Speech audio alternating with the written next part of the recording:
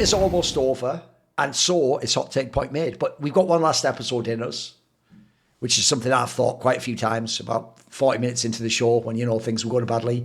So let's end strong. Let's end on a good note, everyone.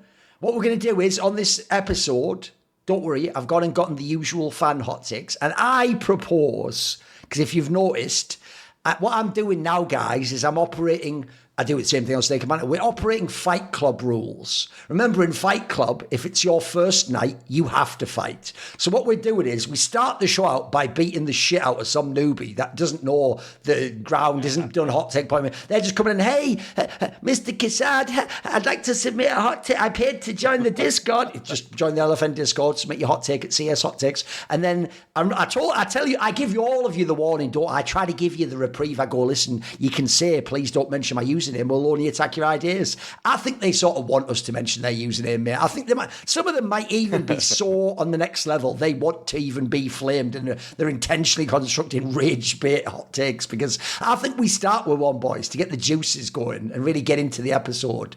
So listen to this. This is one where I won't even make a comment. I will just read it. You will decide what you think, and then I'll give my take later. Ventsy says, in best of threes, teams should play the decider first, then the pick of whoever won the decider, then the pick of whoever lost the decider if there's a third map to be played. His reasoning is, it just saves time. Why should I have to waste my time watching some shitters blue ball me by winning their one good map 13-11, only to get banged out 13-7, 13-3 on the other two? Tournaments can use the saved time to give me more best of threes. I don't care if he agrees or not, but can Kassad please roast me? Yeah, I think you start, Kassad. Come on, you have to start this one, mate. He's literally requested it. By the way, that does sound like rage bait, doesn't it? By the way, you put that thing in at the end, like, hit me harder, daddy, harder. Like, fuck, The guy's obviously a mental case. Like, that's it. Like, I mean, there is no two ways about it. Buddy, it's called Decider because it decides who is going to win. It's not like the first map where it gives somebody the advantage. It actually is supposed to decide the winner of the game. That's why we have the team 1 or team A picks their own map, then team B picks their own map, and then if you manage to win your pick or and you lose on the other, then you get to the decider, and then you play the decider and you win. I don't think it would save any time. I think it would just be the same. I think right now the best of threes are not too long at all. I mean, considering the MR12, and it's manageable. Somebody asked me on my stream yesterday, I think, is like, do you think it was like better for the CS when the games for like MR15 and like, I was like, fuck no. I remember the days when BP played 6 hours fucking best of 3, and in the green room, anybody who is supposed to work the BP game just wants to kill himself. Like, it's just a fucking nightmare. Like, anybody, you read the schedule, and it's like, VP, oh my god, I'm staying till like midnight. That was the green room vibe when you get the VP to work their game. So best of threes now, even with the teams that are boring to watch and playing super slow, is manageable. Because you have this, MR12, things can go quickly, like, and then changing the decider into an opener, maybe then we should rename, if that goes, we should rename the decider to opener, right? And then the team's picks or something. But I think this guy is a mental case, obviously. That's his, New Year's Christmas present. Right there, but I don't agree with this one at all. This is just, I mean, I actually kind of understand that there is some logic behind what he's saying, but I think about it like this. Think about it like you get to see the underdog go for their map pick first. If they get blown out on that, we pretty much know that the series is over anyway. So I feel like it in itself is pretty telling.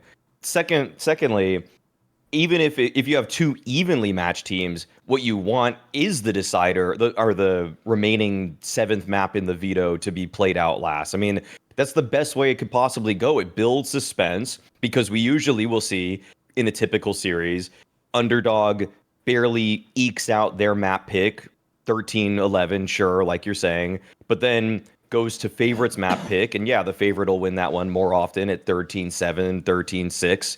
But then when you get to the decider, it's a middle ground, and that's where you possibly see the upset completed. If you actually, if the favorite is the favorite, yeah, they'll take care of business on it, and sure, the suspense. I mean, but you got to see it. We have to know if it's possible for them to actually get it over the line, or if one team is in wavering form on that day or another. I think the veto structure is actually perfect right now. I don't think there's anything I would change about it. It doesn't really.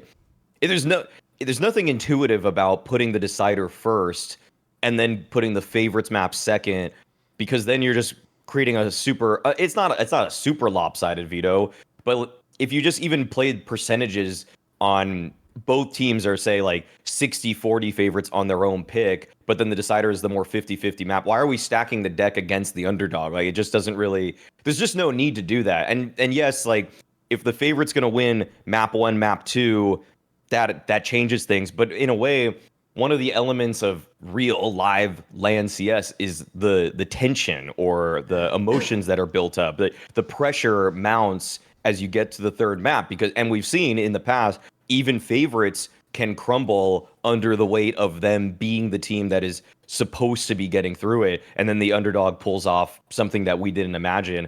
But it's because it got to that third map where the chances were actually strengthened for the underdog, who now in some cases actually can get the pressure to work in their side. I mean, I feel like there's examples of this, like in the Paris major where Heroic lost to Gamer Legion. I think the stress of map 3 actually got to Cadian, it got to Heroic, but if you just gave them the decider map and then Heroic's pick, they might just walk away with that one. Obviously, if Heroic, I forgot how that series went exactly, but it's just one of those examples where it's like you want to see the pressure mount for everybody, and this gives us the greatest chance to see that.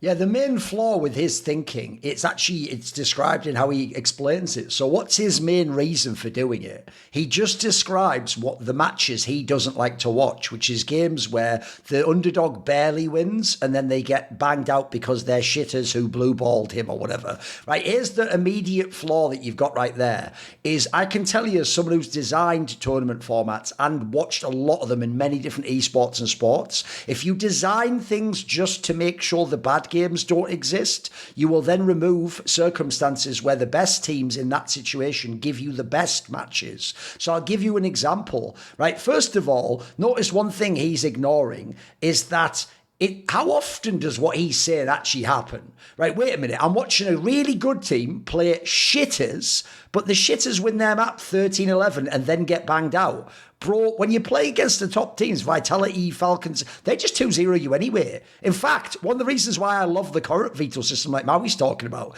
is because the other team can remove their worst map and then in theory pick their best map available. That actually means Falcons is the perfect team for this. The real reason people were picking Falcons to win this major is because in all the LANs beforehand, they were 2-0ing everyone they faced until they lost the final or the semi. Like, they would play like elite teams and 2-0 them. So that was what made them feel dominant, because then what they're doing is they win their map and your map and then they 13-7 both. That's dope. Well, we wouldn't have that otherwise. We'd have this weird 50-50 map which they might win, then they'd win their pick. Well, that would even be, remember, this won't apply only to bad teams. That would happen when the two best teams play the semi-final. So what the mistake you've made there is you think you're removing the bad games. You'd also remove some really epic matches in the semi-finals where people could show how dominant they are by winning on the other map pick instead of the one that's 50-50. So I think you haven't thought that one through. Also, this would be absurdly skewed to big favourites against underdogs. Like, if you are the underdog team, he makes it sound like every underdog team is shit. No, there are underdog teams that won't win the best of 3, but I want to see them play it. I'll give you examples from this year, depending on what time we're talking about. In the latter season, 3D Max. If 3D Max got their right veto, they could get it against half the teams, by the way, they're going to win their map. They're going to win like the Nuke or the Inferno. And then it depends. Can they get a Mirage? Can they get just a... It's interesting, actually. They play an interesting style. Even if they don't win, I always say teams like that keep you honest. They make you play real CS if you're the top team. Look, it now seems like a long time ago because they fucked up the end of the season. Go back to season 1. People all respected Gamer Legion for a similar reason. We know they're going to come prepared. They know what map. By the way, since they know they're going to play their map, they're prepped on that map. There's another thing he ignores. The underdog would very rarely get to play their map pick. So what are we practicing for?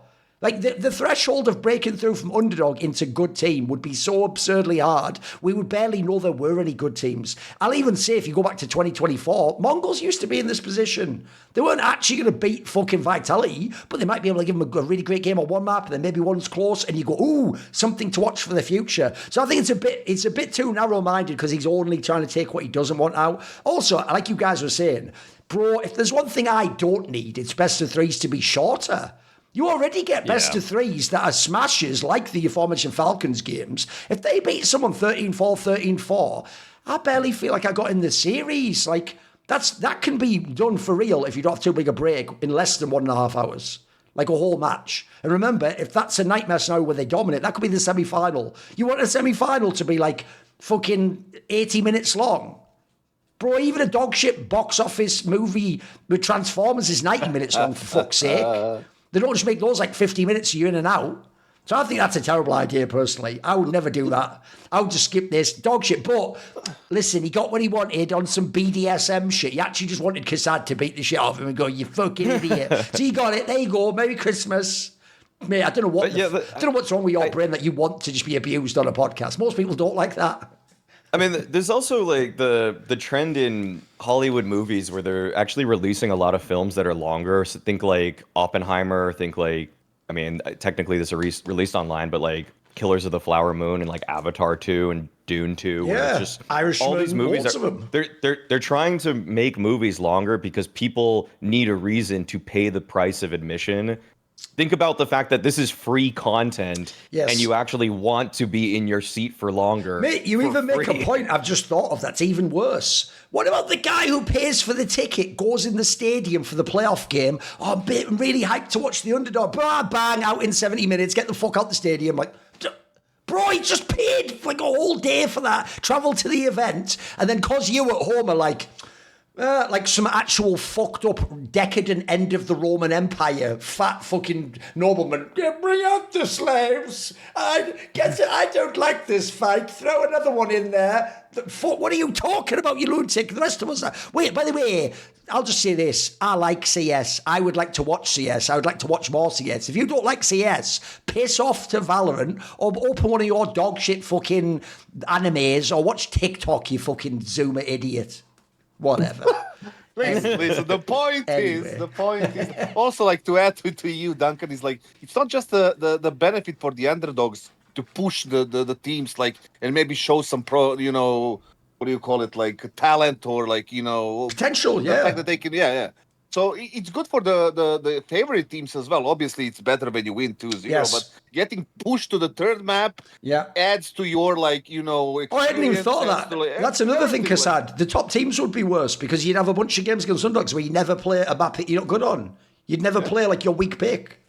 Yeah, I wouldn't change anything about the vetoes right now or the maps. Maybe I would change the meds for this guy, but that's just okay. A lot of diagnosing going on. This show, isn't it? I know. If we ever did Flashpoint type shit again, we would just obviously do just like we had with Anders, Dr. Kassad. But instead, Anders' whole approach was psychiatry. He was like putting you on the couch. Dr. Kassad's solution to everything is some form of like mood stabilizer or sedative. Like or like the fucking electroshocks. Like okay, reasonable. Like, we've gone straight into some like fucking Arkham Asylum shit. I see already. Like this belongs to it. I think that actually Falcons was GM'd right. Right, nurse, strap him down, 1,000 volts through his head. There's a fucking big needle. It's all smoke coming out. Anyway, Maui, what do you think of that? Oh, okay. Well, all right. And after we got to hear a ridiculously poor fan take, one that should never be uttered once again, I have to say that this message is sponsored by Raycon, because you can actually get your own Raycon earbuds if you go to www.buyraycon.com/hot-take-open, because they, for the holidays, have their new Essential Open earbuds, which, by the way, I mean, using them, using Raycon stuff, I love the battery life, first of all, but the fact that they've actually incorporated an open ear design where I use open ear headphones for the majority of stuff that I do. I like being able to hear what's going on outside. I feel like it's pretty underrated to just be in your own home and to just be able to hear what's happening so you're not surprised by things, especially if you got a package coming or something and you need to hear this guy ring the doorbell. Yep. Are you really trying to have closed back headphones and just being a gremlin in your own home? Like, come on, be serious.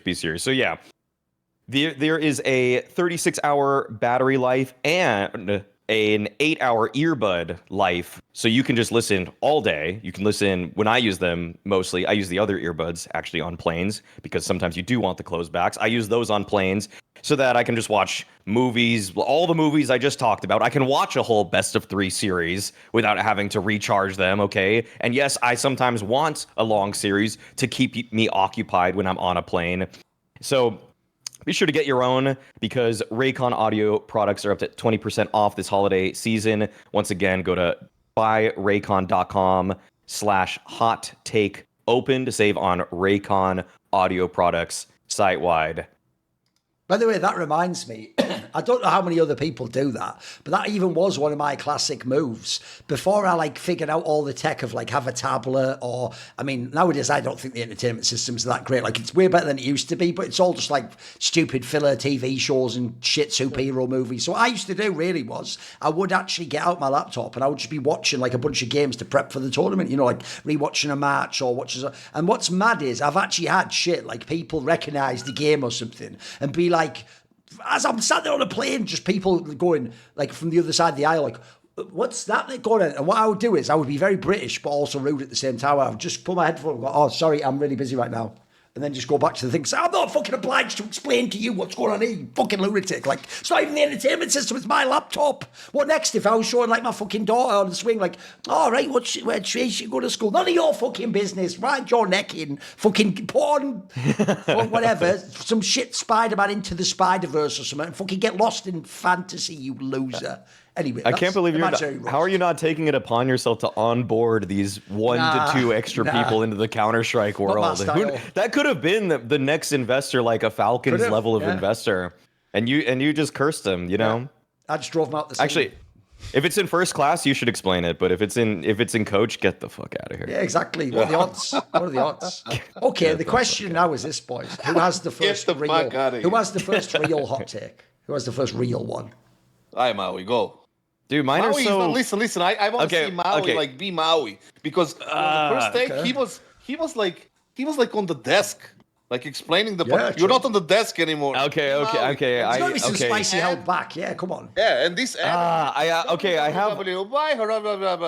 feel like I only have one pretty good take. My other take is pretty NPC. Okay, my second take is okay. I'll give you the slightly edgier take, based off of me breaking down my favorites for the year in many categories, okay? So, obviously, the best captain IGL of the year, I think it's incredibly hard to argue with, is Apex, okay? I feel like that's just, what Vitality accomplished, how he was able to keep him on track, peaking for the major, the win streak, whatever. Enough has been said about it.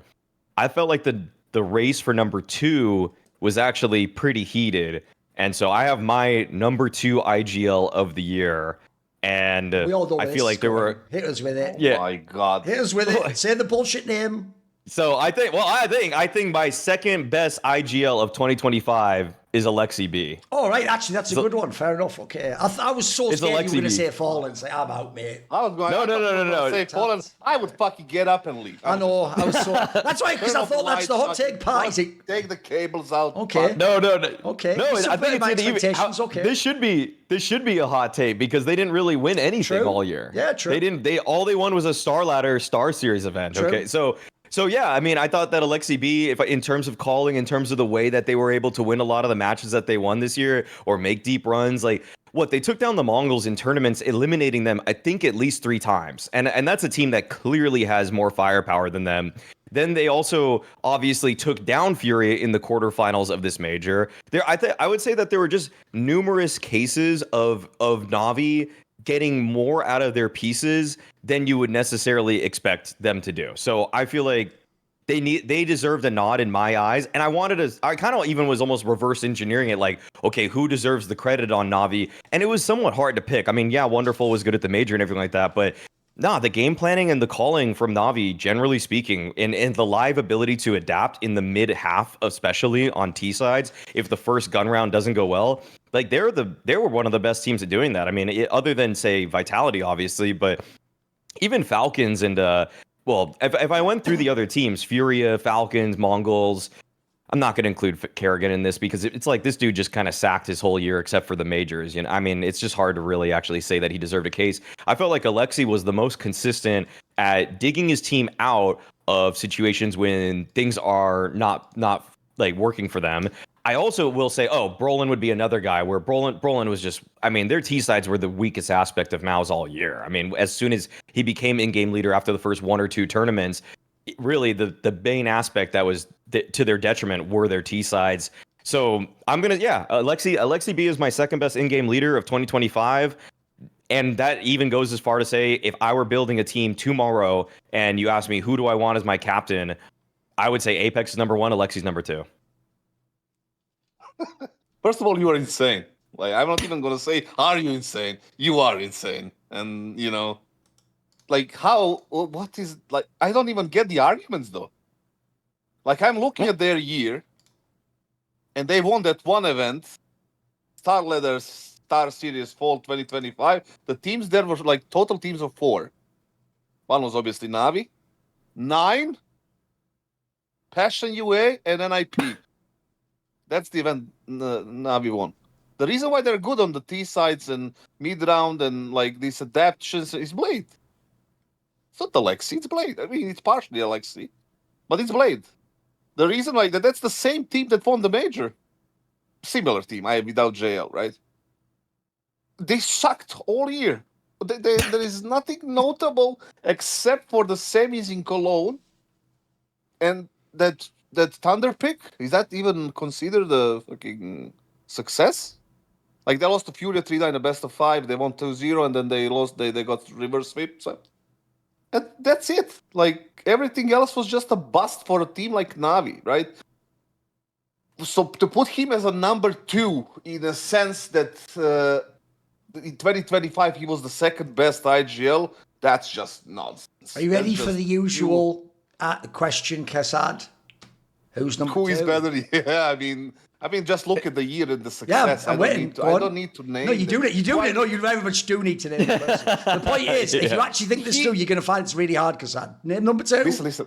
He disowned Brolan. He disowned Carrigan. He did even Kixan for that matter. So Kixan's number 2. Well, he's better than Aleksib this year. I would feel like the number 2 IGL with that team should have won a tournament. There is another side of this coin that I will agree with you in a sense that I would probably, most likely, pick for my team the captain to be Aleksib behind the, let's say, maybe Apex and one more. I'm not sure which one, but Aleksib would be up there in top 3. I would do it. For my team tomorrow, I would send him to some liquid. I would send him to something somewhere, right? If I created a team and I would have to pick a captain. Yes, he is a quality IGL. But 2025 was a terrible year for Navi and himself as an IGL, so he doesn't deserve that spot to be even considered for him because they have nothing to show for it. They haven't been punching above their, class outside of 1 or 2 events. They played all the events. They got all the invites. They're everywhere. And they sucked all year.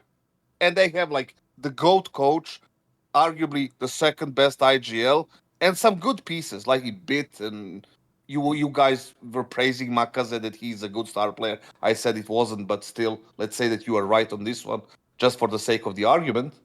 And there is no way he could be even considered in the top 5 for this year. for the quality of the individual IGL to pick him, then yeah, I would consider it. Probably would pick him. Even before Brawler. Even before Kickson. For my team. But for 2025, it's shit. It's terrible. I disagree completely. Here's why. First of all, I actually think this is one of the worst years ever in Counter-Strike. There's a hot take for you, for IGLing. Like, Apex doesn't just win it because of all the tournaments. Almost no one else, you can even look at their game and go, great calling. Like, that's why I actually see why Maui picked Aleksib. I think you can build the case, as I will in a second. So here's the problem. If you don't take Aleksib second, you're either going with Fallen because they won trophies. Mate, he's also got a very stacked roster. I would say that's almost like you're just on some nostalgia shit. Then, and also, by the way, he wasn't even doing that like the whole year. Like the first third of the year was just a burn, in it, when they were just a Brazilian lineup. Then you've got the Kickson angle. Mate, I'm pretty sure Kickson and Tessus are like universally hated in Falcons. Like, isn't Falcons just people shooting people in the head? I don't even know that he gets credit for that. I even personally suspect, let's see if I'm right on this, that one day he will be kicked from that team, either replaced by NiKo or a different IGL, and he will just say in an interview, a bit like what I've heard Snappy might think about his time in Falcons. Like, I didn't actually get full control. I just sort of had to do what the other guy told me, and I got a little bit of calling, and I didn't pick the players. And then at the end, it's like I never felt like I did my system. That's why I didn't look as good. So then you keep going. Chopper, by the number of trophies, should also be straight in the list. No one includes him. We all think no one's even going. There's not even anyone having a tantrum that he's just been kicked out of his team for a fucking support player role swapping. Like, no one cares. We're all open to the gamble. So I think this year you really struggle to find anyone who did anything. And here's where I'll disagree with Kassad. Right, the reason why I think Aleksib of all people in that team can be put into a best X list is because you made it sound there like they did nothing this year. Bro, if you'd have asked me at the beginning of the year, I might have even done a hot take if we go back. What will NAVI do? I wouldn't even have said some of these results, bro. I thought NAVI would be like a 5th to 8th team in any tournament they entered. Because I always think, and I think this is aged fabulously, I think that it was a fluke when they won Copenhagen. I will remind you for the billionth fucking time. Ima and Aleksib had red numbers at the end of a tournament they won, and then what happened was JL just smurfed out of his mind in like the final and the semis, and then basically the rest of them just sort of got it together and were all right. That was actually one of the weakest ones ever. Then it was like months before they had the summer run, and in the summer run, everyone would just had absurd numbers because that's why I say stats scale. Think about it logically, right? If Wonderful hits the basic AWP shots and then Bit gets off the god tier lurks and fucking mid rounds, and then Imma hits a few shots on CT, all of a sudden the whole game gets easier for everyone. Everyone's game gets easier and easier and easier, and you've got great calling, great coaching. I think that team is one of the most fraudulent number one teams of a year ever, only in the sense that like they were the number one team of the year, but if you took them against any other team of the year in history, they'd get destroyed, bro. Think about how every other great team of the year, by the way, had like a number one player of the year candidate, stacked squads, super teams. This team, the miracle is, how did they do it? If anything, I think they're the ones that stimulated all the scene to make roster moves, because everyone was like, fuck, dude, we just make a roster move. We cook these motherfuckers next time we play them. We don't lose like a close series where they like outthink us. We just outshoot them. So if you look at the players they had this year, I don't think he can really control the form of his players. I think his players were fucking pathetic most of the year, mate. You look at how they, like, first of all, everyone loves Bit. I noticed everyone was really quiet about him for the second season. I noticed all those talks about, he must join Falcon. Yeah, because you all know it's embarrassing as fuck. His level dropped to shit. It was really bad. Even though he definitely gets his spots. Imma, by the way, actually was all right, but I don't think anyone's ever, put it this way, who has ever heard the conversation that goes like this? Oh, top like riflers in star position. I'd go with like NiKo and Donk, Exertion, Imma. You've never heard that last one. That last one's never been in that conversation ever in your life. Orpa, bro, everyone wants Wonderful cut every single event he plays in Navi that they lose. Like, normally people just say, and this year actually, by the way, he had decent stats. Everyone just tells me this guy fucking sucks, he blows, get him out the team. Like, he doesn't get any of the respect to where he's ranked in all those stats things. Bro, who's even left?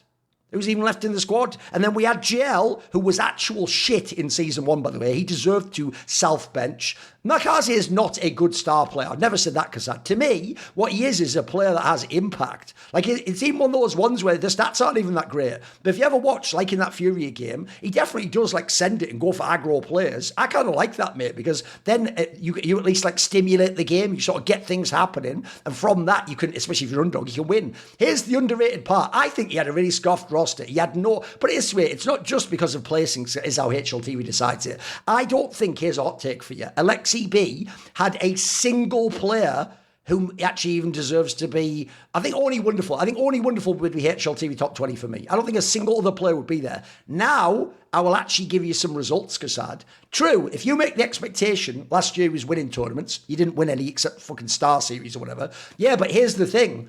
The 4 big prestige events, you actually overperformed at all of them, bro. You had semis at Kato. You had, at the Blast Austin Major, you didn't even have any business being there. You got to round of 8, you played Vitality, the winners, by the way.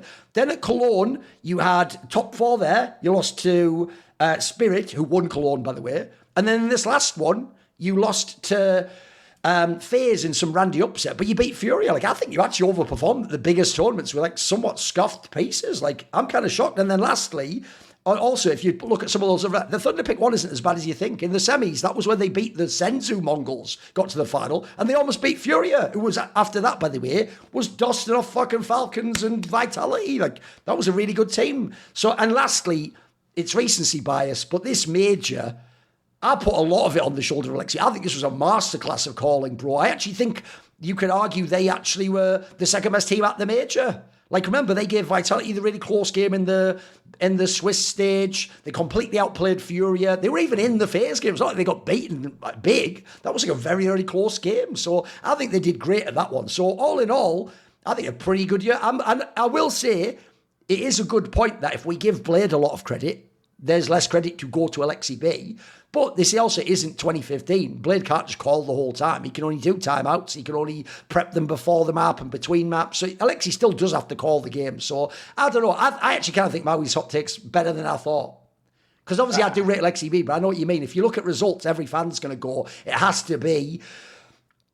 Fallen. But like, who's giving Chopper? Who's giving? Yeah, no one's giving Chopper the credit. Obviously, even Blitz. You know what? Blitz isn't a bad shout. Actually, that's not a bad shout. Okay, so the thing about Blitz, so in comparing Blitz versus Aleksib, NAVI eliminated Mongols 3 times in the last 6 months from tournaments. And like 2 of those, actually, I think 3 of those are all Senzu. They're all Senzu lineups.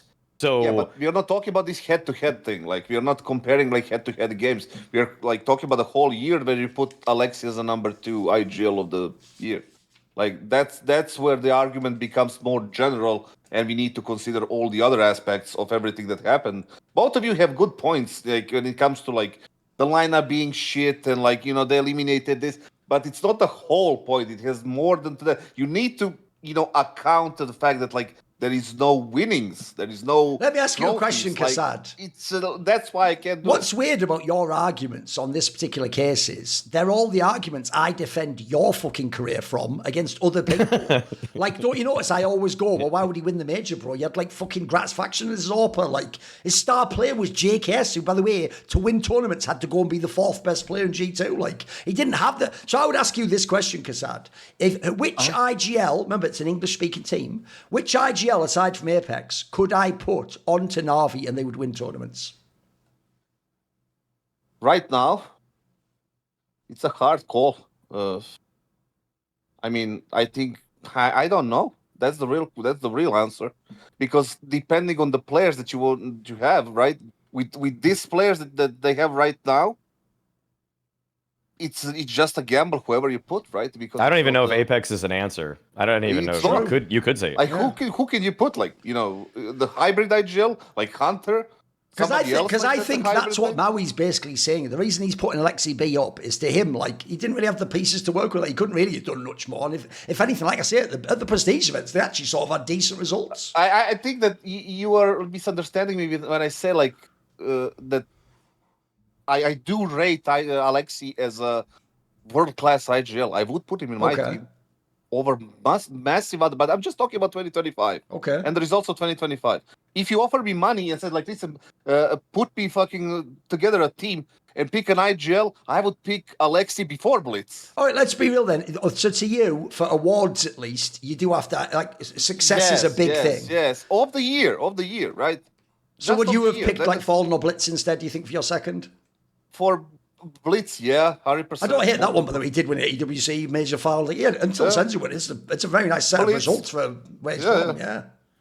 Even Chopper, for that matter. Why not? I mean, why not?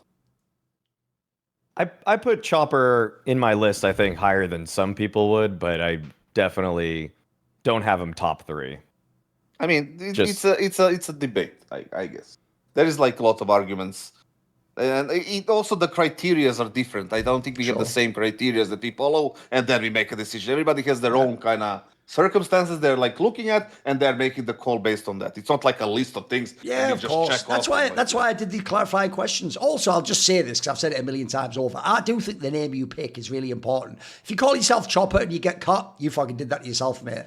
And then you know that whole thing where they always love to on the cast, scoring your lawns like the butcher, mate. He actually might be a real butcher within a couple of years at this point in time. He even looks like it. Like, oh, you want anything else there, madam? Like, oh yeah, what's that? Nice cut of entrecôte over there. Oh yes, here you go. Some sausages too. Like, there you go. Fair. It's an honest work. It's an honest work. And his problem is, I actually, because of the Spirit Vlogs, have seen how the sausage is made. And you know what? His part wasn't very good. He was just like the fucking rusk that binds the meat or something. He wasn't any of the delicious meat though. Enough about sausages, right? Anyway, right? Do you want to hear my take? Because it actually sort of follows on. Yeah. And it's connected in a way, because if a certain result of this major didn't happen, I wouldn't make this take. Sit down, get ready. Think about history. Think about CS2 history. We've had 4 majors now. We had Copenhagen, we had Shanghai, we had Austin, and we just now had Budapest.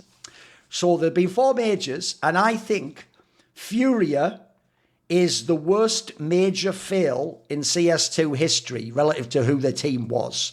Because think about who they were coming into this major.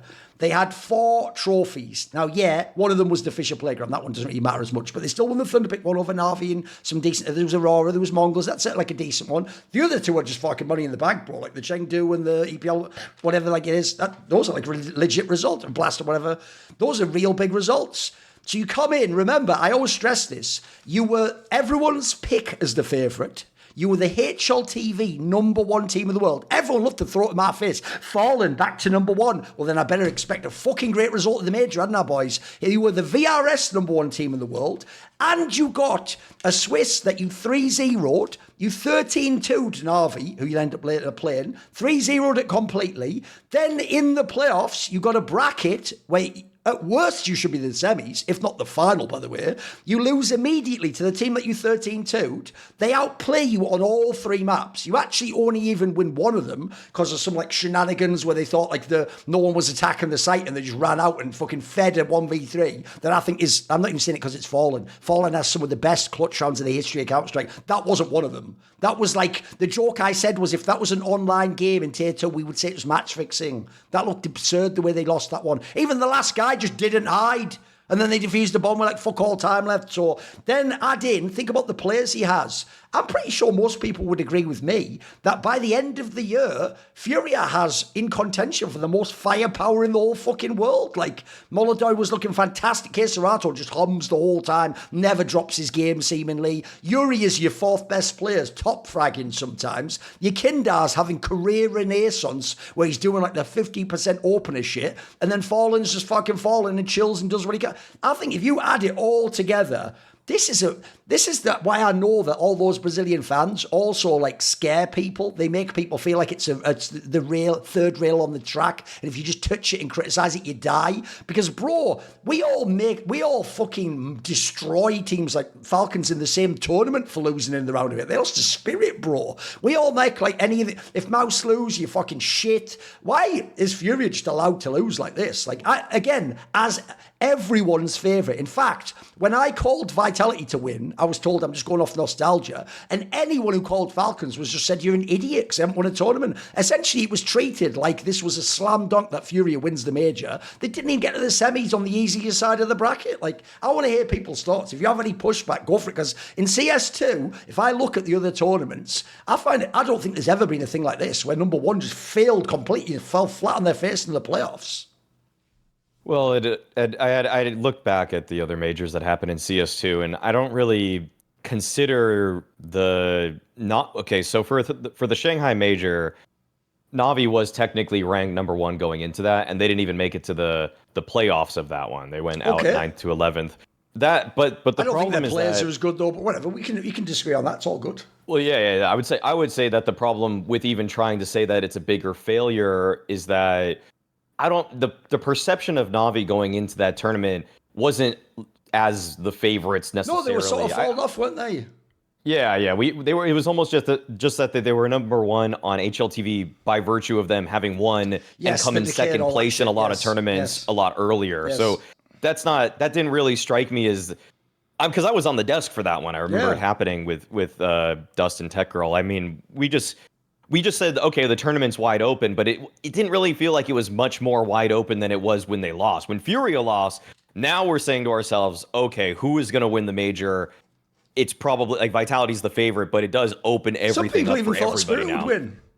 Yeah. I mean, there was a chance for practically everybody at that point. Like, anybody that made it to the semifinals had a shot at that point. It felt like this one, as a failure. I mean, I feel like the perception it would have almost been akin to Vitality not winning Austin. I mean, the problem is that I don't know why this has happened, but for some reason, I always see like every comment section, and this is probably from reading too many comment sections, it's just that there's always has to be a couple smart Alex that are just like, I didn't think that FURIA were the favorites. And it's like, just tell me you weren't watching Counter-Strike for the last 3 months leading into the major. Bro, I even there's said no this. other way to explain even that. though in betting, because the odds were bonkers, I took NAVI to win because, like, look at the odds were actually insane. I think it was like 4-1 or something, bro. I even said in my own video, outside of things that are intangibles, like technically they haven't done it in a major yet, and Molodor's a rookie, every single category and metric said FURIA easily wins the game against NAVI. Yeah. That's one of the big detractors to how bad this run actually was. Because I mean, looking at some of the other ones, like, okay, just going through every major, Copenhagen, FaZe were the number 1 team going into that one, but we kind of saw that they had already also fallen off a little bit from the very beginning of CS2, where for the first 3 months they were the best team. In 2023, when the game came out, they were the best team. But in 2024, when the major was actually played, they clearly had cooled off a bit from them. Then going into Perfect World, like I said, Navi was number 1, G2 was 2, Vitality was 3, so Spirit won it from 4th. But that was kind of a season where it felt a little bit more open than what we had for this one. Austin was clearly Vitality biggest favorites we've ever seen, maybe in major history ever. Probably, actually, I'd say yes. I don't know if you have any in any CS:GO, CS2 modern era. Could as well, but they didn't win, so people don't consider. But it was the player break kind of gave you a reason to believe otherwise. Whereas Vitality were just hot off of winning 6 tournaments in a row and having a BO3 streak that was still untouched till the next season. And then, for this one, FURIA were the favorites. I mean, I would say that FURIA were the biggest favorites in any CS2 major behind Vitality's Austin. So by virtue of that, it has to be the biggest failure thus far. Ooh, okay. Where you going, Kassad? Yeah, but you didn't go into like details and depth at all why it was the biggest. At least Duncan said something like that. But you just avoided to say like why it was. I want to hear that before I answer. The failure, or why it was a... No, why did they fail? Well, losing to a Navi team that you've already now beaten in a BO5 and a BO1, and it's just somehow the BO3 is what curses you, and the fact that Blade had... I mean, if you want me to get into the tactics of it, I mean, they clearly got out. What's the reason they lost? That's what I'm asking. The reason they lost is because... in the quarterfinals, why didn't they win the major? Like, what happened to them? Why? That's my question to you as a person who was there in the fucking venue. Sure. I mean, map 3 was just. I felt like Navi were pulling all the stops on just causing misdirection. The use of Ivy control on train was exceptional. it is like the one series or map that I'd ever looked at where I'm like, okay, I should probably bust out the YouTube again to try to do a tactical breakdown, because Navi just did so many things right with changing pace, where Fury were trying to adapt. There is an element of choke on which lies on Molodoy. Molodoy clearly was playing well beneath himself, and that factored into how effective Navi's T side was on that train. But who, by the way, is going to win Rookie of the Year. I'll just throw that out there. He's still going to win that. He's still winning that for me. Yeah, of course. Yeah. He's so the Rookie of the Year. Good, just absolutely botched every chance that he had to bring his team back in that one. But I mean, what did they do? They did Ivy pressure, then they had like a couple guys going out late, then wrapping them. Like Makaze actually got a couple good flank kills on Furia. They at times even faked towards A little bit, then just did a B hit simultaneously, and then they just were able to take it a lot easier. Furia, when they tried to pressure into A main, I mean, the times that Furia finally decide, okay, I'm gonna peek into T spawn, immediately just deleted because Navi's just waiting for them there. Fallen tried getting that one flank off when he realized, okay, this default's moving a little too slowly for us. Wonderful clips him on the side, and then it just opened and then Navi had enough time to wait it out, spread the defense thin from the Navi side, and then or Furia side. Then they went in for one of their hits while the defense just didn't know what was coming next. I mean, there were so many rounds that were just so well played, which is also factoring into my Aleksib top IGL case, because Furia had no idea what was happening. And then also, if you even want to go back to Mirage, they just outgamed them so many times on being able to split the A bomb site. That's kind of been the Navi special for like 2 years now, it feels like. I mean, they're just so adept at just taking middle space and then also doing little pace changes for the bomb site hits that are a little bit quicker, or just catch Fury when they're on a timing. I mean, they just did everything right on those two maps. I mean, and even on Inferno, they probably should have won it. But then actually the state, and if anything, the stage worked in favor of Furia for Inferno. This could have been a 2-0. So yeah, there were a lot of great moments. That's why Furia got completely outplayed, and even in their X Factor big stage moments, which got them through on Inferno, that's like the only thing that worked in their favor. Okay. You masterfully, deflected and went into a tactic. So I'm not gonna go into deeper questioning you about it. I'm just gonna say it myself. Like, I was the one who said that Fury is not going to win the major. You said it's on the show, it's on my Serbian thing. Okay. It's like everywhere. I said it. I predicted as well that they're not going to make it to the playoffs, but they did in the pick'em stage. I predicted they're going to lose to Navi, and they did lose to Navi. They did lose to Navi because they were not a better team than Navi in that fucking matchup. It was supposed to be 2-0. If they didn't have, you call it like the translation would be mind eclipse. In that second half of the fucking Inferno, where just things completely fell off. Every other aspect of the game, every other map, every other half was in favor of Navi. They were better prepared. They were better, like their body language was completely different than it was in the first game of the event when they lost 13-0, 13-1. What was it? It was 12-0 nuke. I even spoke to Navi's analyst which is a friend of mine, after that game. I said, like, what the fuck happened? He told me, like, listen, it's nuke. We lost control of the T half. Like, things like pre-game, we agreed that we're gonna, when we cross yard, there is a double break from the CTs. We used to cross on the first break. People made mistakes. We lost control of the hub. We are not worse than them. We can beat them, but whatever, right? We have a blade, is this and that, and like, we are preparing for the game very well, and it's like gonna be good. And I immediately knew they're gonna lose to Navi in that one.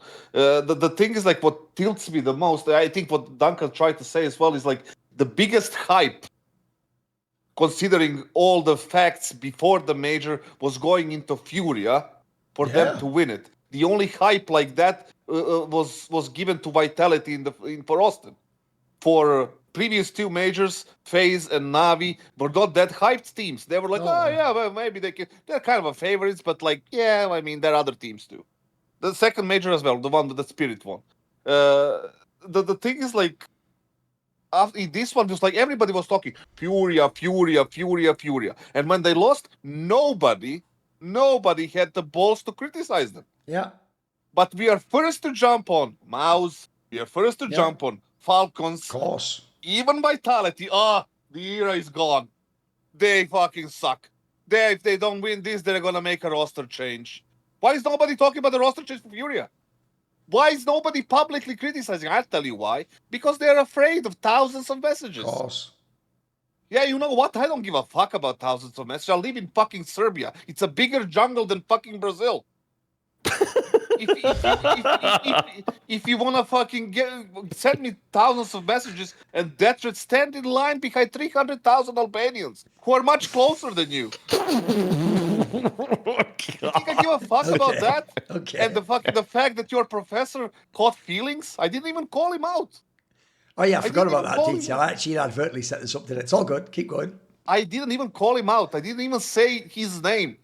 And I tell you what happened. He got home after that, or the hotel room after that. He started reading. He doesn't even follow me anymore on Twitter. He used to follow me. He unfollowed me. That tweet, it got to him. And then he decided to reply. The fool it is. Right? And then he took it personally in a sense like, it's easy to talk online. What the fuck does that mean? Like, what you gonna do? You are a nerd that wears glasses and a backpack with a keyboard and a mouse in it. What? You're not a fucking. I like the way he made. Yeah, remember, like Maui, he is a professional gamer, but he made having like a keyboard in your backpack sound like a pocket protector. You know, like for his. Yeah, I know. You have a keyboard in your backpack. I know. He is a pro gamer. I get you're gonna attack my accomplishments or whatever the fuck. That's fine. Do it. But what the fuck does that mean? Like, it's easy to talk online. Yeah. You are not a favela sicario, mate. True. You're a guy who fucking plays video games for life. Relax. I actually, by the way, back in the day, if you go back to when that original beef happened, when Simple went to NA and the old Taco and Fur were talking shit to him, I actually said a similar thing to Fur. I said, mate, this isn't the movie Tropa de Elite. You're not some fucking gangster who's going to kill us all. You're just a CS player, mate. Chill out with like all the big talk and bully people, you know. I know. And also, if they're all anglers, yeah, but Fallen's won majors. What have you done? First of all, been deeper in a major more recently. Sit on that, dickhead. There you go. Oh, I've won majors. Do you have a DeLorean that can go 88 miles per hour with a flux capacitor? Then it's fucking kind of irrelevant to right now, isn't it? Like, again, that was years ago. Exactly. Bro, imagine anyone else bringing up some shit from 2016. Yeah, I used to work events back then, for fuck's sake. He talked about, like, he answered in a way we were all good in 2016, mate. Yeah, it's like, since 2019, they were in a project like MIBR, then The Last Dance, that Imperial, then Liquid. Like, hey, we're going to forget about that? It's fine. You were one of the greatest IGLs of the game. Yeah. I'll give you that. But, like, relax, dude. You know, what the fuck is wrong with you? Like, and all these people, like these ass leakers, kissers, whatever you fucking call them. They're both like, good. they are afraid to say what I think. They're afraid to criticize FURIA because by the way, listen. They did fail as a number I'm not saying this as like some bullshit victim, like to hire me to majors. All I'm saying, though, is, boys, you all missed a fucking clip of the year. Could you imagine if I'd have been on the desk when FURIA lost that game? Mate, that would have been the clip of the year. What are you talking about? Yeah. I would have had a more dominant performance than Aleksib. We had TED. It's all right. Listen, I enjoy TED Talks sometimes, you know. It's a joke. I like the guy. I don't have anything against but he also isn't going to like fucking wreck Fallen on a desk, is he? Like, mate, it's my first major. And then like 1 million downvotes. Like, oh, well, probably shouldn't have wrecked the most beloved player in the scene. You know, fucking hell. Yeah, I mean, it's just for me, that's just nonsense that nobody was like willing to actually acknowledge how much they failed at this major, right? They were supposed to win it. Yeah. But those same people, like I said it before, you said it as well, those same people are first one to criticize not FURIA, but Vitality and Falcons and Maus and Spirit and Donk and whatever, right? Yeah. Just keep the criteria the same. I agree. Be fucking normal. Like, don't be a fucking scumbag. Be normal. Yeah. And be yourself. But that's just fucking... Anyway, the real problem here is when we make an interesting pick like Kassad, if someone doesn't do something and then it happens, sometimes you don't even get anything for being right. You just get hit. But actually, if you play on prize picks, then when you're right, you can win. That's the best thing about it. It's simple. They do projected stats. You just pick like 2 to 5, and basically you just say more or less than that stat. Also, obviously you can pick which stat you choose. You don't just get presented with one. You get presented with a whole bevy of them. You pick which ones you want to make for your lineup. Also, if you are American, good news. It's available in places like California. Obviously, in the past, people couldn't take part in this kind of fun. So if you download the app, people have been playing for all the different sports. There's all American football, basketball, etc. It's available in 45 different states. So it's actually really, really simple. Basically, it only takes something like 30 seconds to make your lineup. As I say, you just pick 2 to 5. They've got early payouts where if your lineup gets off to a hot start, you actually have the option to just cash out the winnings before the game even finishes, believe it or not. Also, say you're doing, you're a guy who likes to do fantasy sports. Well, in fantasy sports, as soon as things go bad early, you're just cooked for the whole season. You tune out, don't you? Well, the good news is, with Prize Picks, you don't have to wait until next year's draft. You can play fantasy football every week, pick your favourite players and win when they hit their projections because there's no draft. It's not like that you can just keep playing every single week, all the fun. And also, as I say, it's really easy to do it. And they even have all sorts of factors in there. Another one they have also, if you're actually a fan of specific players that are really good, is they have a thing where you can do stacks, which means you can pick the same player, but in different like categories to go in your lineup. So that if you are, for example, a massive Steph Curry fan, you could pick Steph Curry to be in there for points total, for 3-pointers made, for assists, etc. So you can just stack up on the player that you're a bigger fan of in the same lineup. So join millions of users and sign up for America's #1 fantasy sports app. Download the Prize Picks app today and use code HOTTAKE, all one word, to get $50 in lineups after you play your first $5 lineup. That's code HOTTAKE to get $50 in lineups after you play your first $5 lineup. Prize Picks, it's good to be right. Right, Kassad, what have you got? What have you got for us? Let's get serious. Let's talk about the Counter-Strike future. Okay. No. This is like a serious hot take that I want to talk about because the CS is, for me, the CS is getting, even though it's sad, it is that it's getting a little less popular, a little less watched, Okay. a little more boring, a little more like, I don't know. It feels a little bit different than it was before. Or maybe I'm just getting older, but at least that's the maybe both are true. Okay. The hot take is that I need, or we need, or everybody needs the ESL, PGL, and Blast to get together and put some money and organize a new academy program. Okay. Academy league. This is out of left field. Okay, fair enough. Academy league, because right now we have this news that first of all, let's talk about Academy League that was like replay, right? Yeah. I think Maui, you did that multiple times. Yeah, I worked 3 seasons of it. 2021. Yeah, and it produced a lot of players that are currently right now in tier 1 teams. Nilo, Donk, Vicadia, Torzik, Serja, Jimhead, Zontix, MPL, Monesi, Krimbo, Hatrix, Shui. Like, all of these players are very good, right? I forgot to mention a bunch of them as well. And Kyosuke is one from the academy as well. So we have all these players that came from this league, from these teams, and these leagues are cancelled. I don't know right now where to find or where to develop or where it is being developed, the new talents, the new Krimbos, the new Donks, the new Kyosukes, the new whatever, right? Torjis, and because all of them came from these teams. And considering that the gambling and this shit skin money has been cancelled right now, and we won't see that money on the actual events, okay, we can use that money, and obviously there's going to be need coordination and like a lot of logistics and like joint sponsors or separate sponsors, individual sponsors to organize this and have like 8, 12, 16 teams league with the LAN finals in the studio environment. One season can be in Bucharest because it's very cheap. It's close connection to everyone in Europe, and you can fly from America to, let's say, Istanbul or Frankfurt or Amsterdam, and you can get the connection to Bucharest. It's very easy. And they already have the infrastructure. When ESL takes it, I don't know where the headquarters are. Maybe Katowice, if they have the studio still there, or Krakow, still connections cheap. Poland is cheap. Blast, I don't even know, Maui, maybe you know better, where they have like a studio environment and all the infrastructure outside of Copenhagen, which is very fucking expensive. They have a Malta one now. Malta, Yeah. there we go. So the third season can be there, and then they can put the money from these gambling skins or whatever it is, because these events, if you have the sponsors, will not count as the the VRS points, and you don't need that for the academy players. Right? They're not even going to chase those points because they cannot play because of the conflict of interest and all this shit.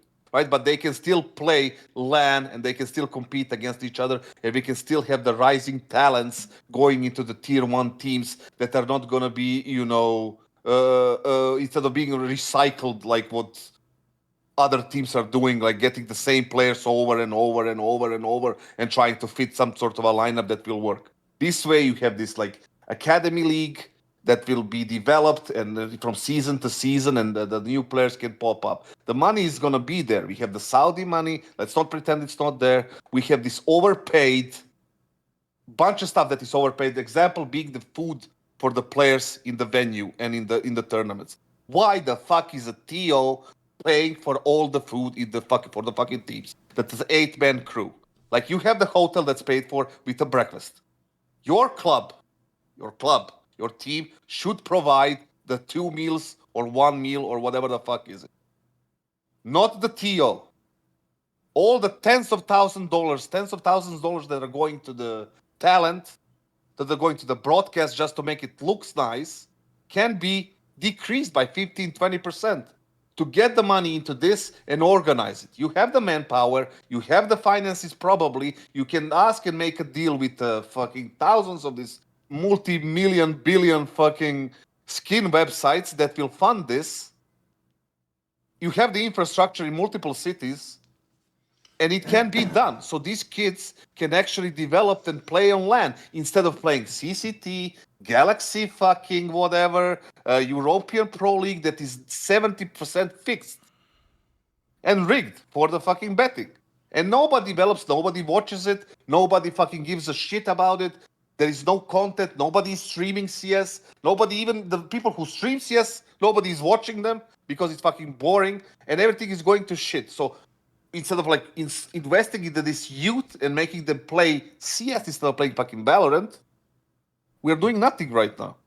And investing into this Blast studio so it looks new and nice and improved. For what? Nobody's even watching. Like, let's I don't know about that last part. People are watching, but okay, whatever.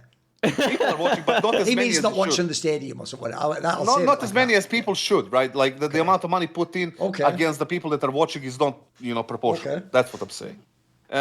So I think there is an argument how to improve the future of Counter-Strike in that aspect, rather than talking about the game itself and putting the tens of thousands of dollars into nothing and paying for players' fucking food, which they complain as well. Oh, it's not vegan. I can't fucking eat this. I can eat chicken every day. I can't fucking... Fuck you.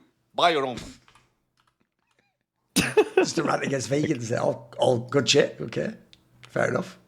I mean, there's a few things to address here. Obviously, I feel like there were a couple takes there that in one. The first is that, the first. Okay, first of all, Kassad, you are indeed getting older. That's my first response to all of this. Because yeah. Compared to last year, viewership numbers are on the rise for practically every tournament. Like the hours watched on Cologne, Katowice, even this year, Melbourne had higher hours watched than Cologne last year, I'm pretty sure. So like the tournaments are just still going up in terms of these kinds of numbers. Can I please interrupt you for 1 second? Yeah. Because I want to address the viewership. Do you think it's a legit viewership and not boosted? Because right now, if you have been following the Twitter for the past several weeks or months, the whole drama about the view bots and viewership being boosted is like everywhere, on every platform, including Twitch, Kick, or YouTube. So it was happening every year. It was happening every year. So I'm not, if I have to include view bots, then I should probably go all the way back to probably even like E-League, Boston Major time, where that might have been getting view botted because everybody's trying to make these platforms as popular as possible, as quickly as possible, So why wouldn't they just dump in another 100,000? I mean, yeah, obviously that's been a talk, and it's kind of like, who was it on the Four Horsemen episode you guys did talked Devin Nash. about like, Yeah. yeah, he talked about how that's just been happening, and you can't really, it's been rampant. You can't really do a lot about it, but I'd say that it's just been generally accepted in the esports space that Counter-Strike is still the one esport that is gaining viewership as other tournaments continue to, or other games continue to drop viewership. Even individual streamers in other games are just getting less and less viewership, but Counter-Strike still manages to like for the first time ever, Tarek is having like 4-digit viewer counts for, I mean, like he's starting to stream to 7,000 people, which I know still sounds like a lot to people, but like this is a guy that was pulling 20,000 for practically every time he turned on his stream for the last 5 years. So even Valorant's seeing a dip in that sense. But I mean, we're not. I guess I'm talking about the peak, and the peak of Counter-Strike still is probably going to last at the Stockholm Major because all of the storylines were weaving in at the perfect time. Plus PGL was hosting it, so that's obviously means that it was the best. It was the best ever. So I love PGL.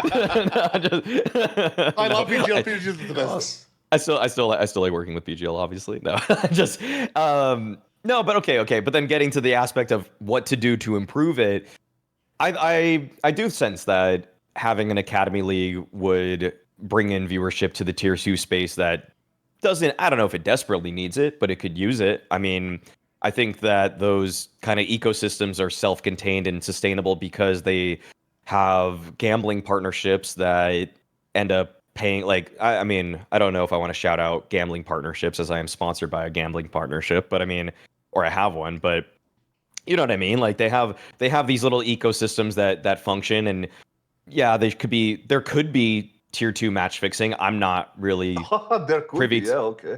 I'm not aware of which tournaments it's more prevalent in than others, but all I'm saying is that the Academy League did allow us to help drive narratives, which then were brought in to when those players were then tier 1. And I find that watching Academy programs is a bit more interesting and compelling to me because I know that when I watch these teams, there is a higher likelihood that they're going to make the leap to tier 1 CS. It's kind of like watching college basketball versus watching basketball in like, I don't know, Euro Cup or whatever. Like I don't really like with college basketball, I know that 20% of these guys are going to make it to the NBA, so I can get invested in it. With Euroball, I don't really know if anybody's watching this stuff or like what NBA scouts are really doing with this sort of information. Obviously, they obviously are bringing some guys in. That's not the point. It's besides the point. The point is just that there's a more easier line to draw to connect the narratives of an academy team to their main team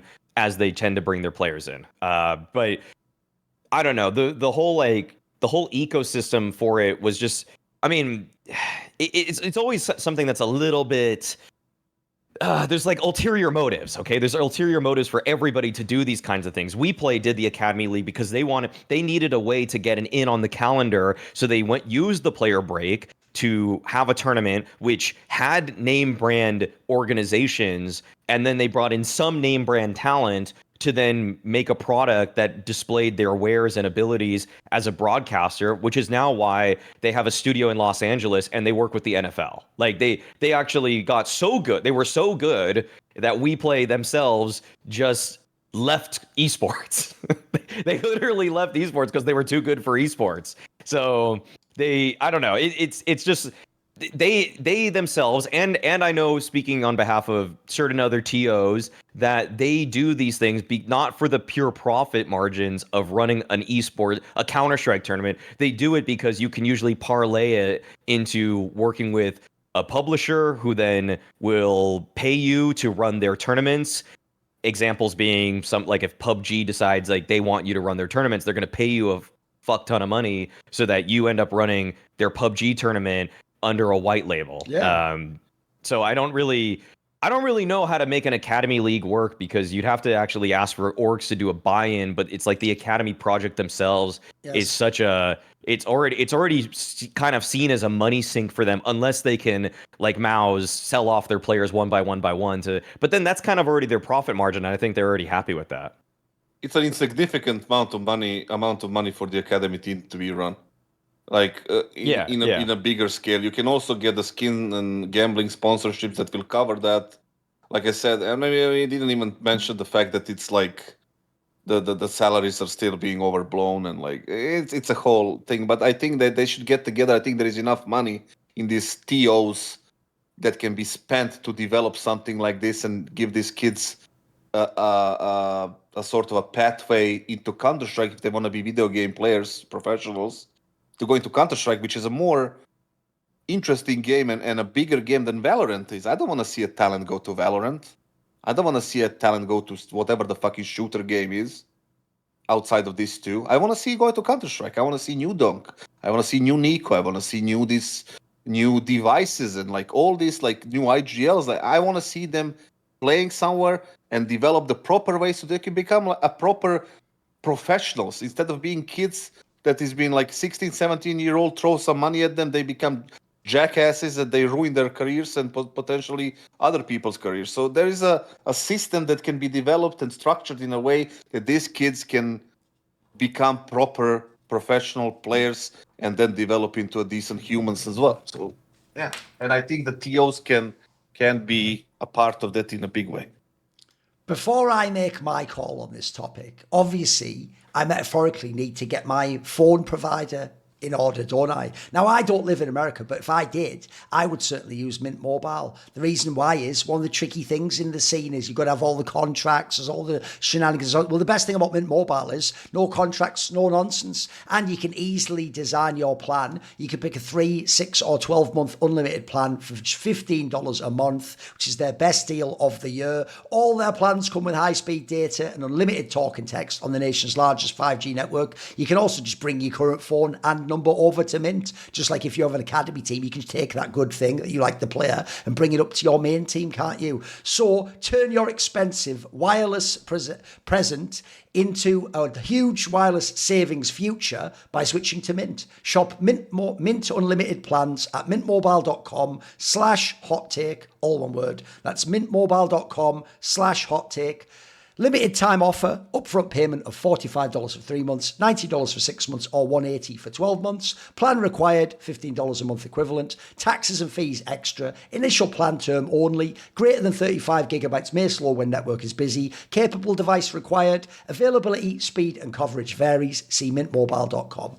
Okay, so first of all, I'll actually address Maui's point economically. It's not just about running the teams. The real problem right now is this. There's no financial incentive for the TO to actually run this tournament. Like, that's the problem. You're saying they should get together, right? I'll tell you the two entities. There's 4 entities that exist in a Counter-Strike ecosystem. We're ignoring sponsors here because sponsors feed all the entities. There's the game developer. They just make money hand over fist because they make money off all the skins and people playing the game. Then there's the pro player. They make money hand over fist for just playing a fucking video game, incredibly inflated salaries. Then there's 2 sets of entities in the middle who get spit roasted by those sections of people, and all the fans tell them you should spend more money as they all lose money. These are pro teams who, now that's the reason why, by the way, they had this war with PGL and the whole club share. They want more money to fund their squads. They want to be able to have betting sponsors, etc. And then the other entity is the TOs. There's a reason why, even though the Saudis bought ESL, you hear about all these people getting fired that were like people that were like big name people. There's a reason why they downsize, why they go to smaller places, etc. They just don't have as much funding as people realise. And unless you're doing like a big major and you go all out, or your PGL that seems to have like a strange loophole where you can sort of make money, apparently that's what they claim, then it's really hard to do it. It's why I even think you sometimes see cost cutting at certain majors, even where it looks like, they didn't necessarily hire the best person for that, or behind the scenes it looks like, did the camera operator, or did this guy who's the observer, or is that a top person in esports? I don't know. Sometimes looks like sometimes it's just an in-house person who's not as great. Maybe even the observers aren't always the most famous people. So unfortunately, when you tell these companies spend more money, even though those are all great reasons for the scene and for like the future of Counter-Strike, I think it's hard to convince them to do it. So I'll tell you 2 angles here. One is the obvious one, is ask Valve to do it.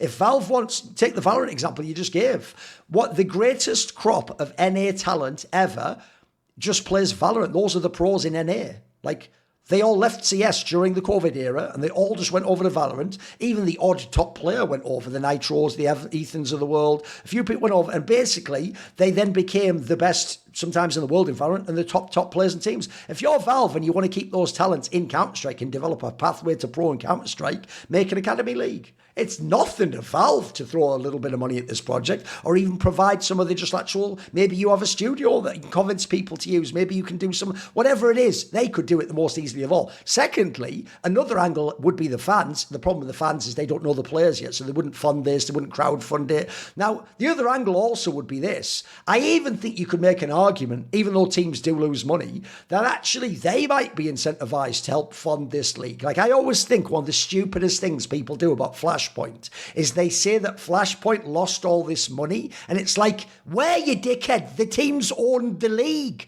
You don't understand. Overwatch League's owned by Blizzard. Like, LEC and LCS are owned by Riot. Like, they were paying themselves. The teams were Flashpoint. So they paid some costs to run the league, but they didn't really pay all the franchise fees. When the league shut down, I'm going to go ahead and guess they gave themselves the money back, geniuses. That's one area that shows if someone doesn't know economics. So you could argue that for teams, there is an incredible value to have an academy team. But crucially, the reason why an academy league is because the reason academy team makes sense, like Mouse, by the way, is you can develop talents. You can even sell them and put a buyback fucking clause. Or if you're someone like NAVI or Mouse, you can just promote the players directly. You don't have to keep going out and spending 300,000, 400,000 enormous salaries. You promote the player, you put him on the medium salary, you put him on the smaller salary in the team while you check him out. Also, he was already in your org. You can even have your coach work with the academy team. You already know that he's good. I would imagine that's what happened with Makaze and Navi. I don't think they really just thought, he's the best player in Europe. No, I think they saw him in the academy team. Like, this guy could work. I think he could play the role that we want him in the team. Then also, I'll add this in. A big problem currently, if you have the academy team, though, is actually what happened to Navi. The Navi junior team, if you don't know, became a team called FUT. It's like a Turkish org, I believe. If people saw CAC, just before this tournament, CS Asia Championship, at that tournament, they beat FaZe twice, they beat Pain Gaming, and in the playoffs, they lost to Legacy, who won the event, by the way, really close. Right, that team, if they were Navi Junior, right, in this tournament, you could play because there was no Navi. But the problem is that at one point, Navi Junior was actually ranked, I think, top 30 or something, or 30th in the world. That means they can't even get an attendance at any LAN Navi attends because you can't have two teams in the same tournament. So you actually need, if you're too good as an academy team, to have a league that you can play in. If there's an academy league, there's no Navi there, you could play in that all the time. And in fact, because of what I've just said, and what you guys said about all the talents coming through, and the idea that if you notice, if you're a talent on an academy team, we immediately think more about signing you than a talent on the 38th best team who plays Tier 2 CS, because we know you've been vetted by a coach, you've played under a structure to some degree, you've even got the seal of approval of a big name org like Navi or something like that. So I think actually, if you have a league like this,